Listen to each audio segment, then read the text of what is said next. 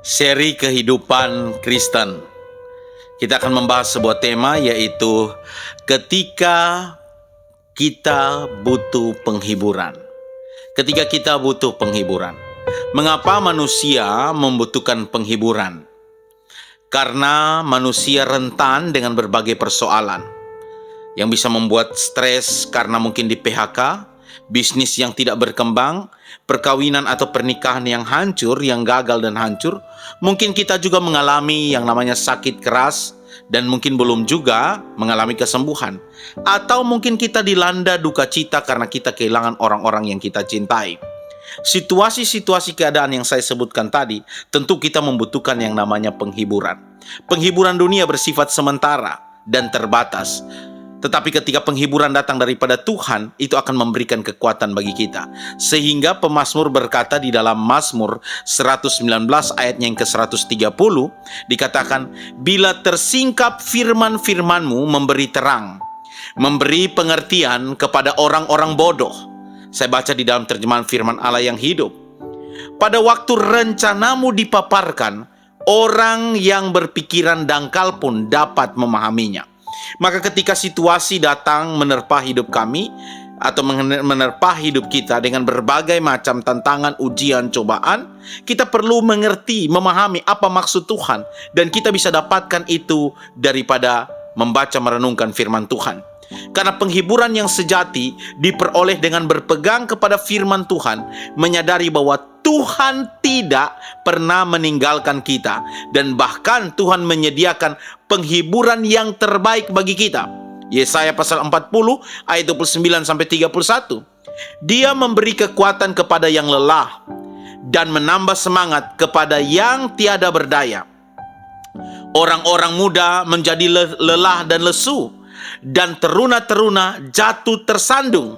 Tetapi orang-orang yang menanti-nantikan Tuhan mendapatkan kekuatan baru. Mereka seumpama Raja Wali yang terbang dengan kekuatan sayapnya. Dengan mereka berlari dan tidak menjadi lesu, mereka berjalan dan tidak menjadi lelah. Orang benar bisa saja diterpa dengan berbagai macam persoalan, tapi dia tetap menantikan Tuhan, meletakkan pengharapannya kepada Tuhan, maka dia diberikan kekuatan oleh Tuhan untuk menghadapi setiap persoalan hidup. Ratapan pasal 3 ayat yang ke-22 sampai 23. "Tak berkesudahan kasih setia Tuhan, tak habis-habisnya rahmatnya, selalu baru tiap pagi besar kesetiaanmu." Tantangan, ujian, cobaan boleh ada, tapi kasih setia Tuhan selalu baru bagi kita. Bahkan Tuhan Yesus berkata, "Kesusahan sehari cukuplah untuk sehari." 2 Korintus pasal 1 ayat 3 sampai ayat yang keempat. "Terpujilah Allah Bapa kita Yesus Kristus, Bapa Tuhan kita Yesus Kristus, Bapa yang penuh belas kasihan dan Allah sumber penghiburan, yang menghibur kami dalam segala penderitaan kami, sehingga kami sanggup menghibur mereka yang berada dalam bermacam-macam penderitaan dengan penghiburan yang kami terima sendiri dari Allah." Ternyata Bapak Ibu Saudara, Rasul Paulus bersaksi di dalam pemberitaan pelayanan yang ada, dia menghadapi berbagai macam tantangan, ujian, cobaan, tetapi pada akhirnya dia memperoleh penghiburan yang sejati yang datang daripada Allah, dan dia membagikan itu kepada jemaat Korintus yang dia layani. Bapak Ibu Saudara, tantangan, persoalan boleh datang, bahkan silih berganti, tetapi marilah kita letakkan pengharapan kita kepada Tuhan. Orang benar, orang percaya bisa saja mengalami kegelapan, tapi hanya sebentar saja, kemudian terang pengharapan Tuhan akan datang dalam hidupnya. Ketika dia belajar untuk menantikan Tuhan, meletakkan seluruh pengharapannya, ketika perhatiannya tidak terfokus kepada masalah yang dihadapi, tetapi terfokus kepada firman Tuhan yang akan memberikan penghiburan sejati, sehingga kita menjadi kuat menghadapi setiap pergumulan hidup kita.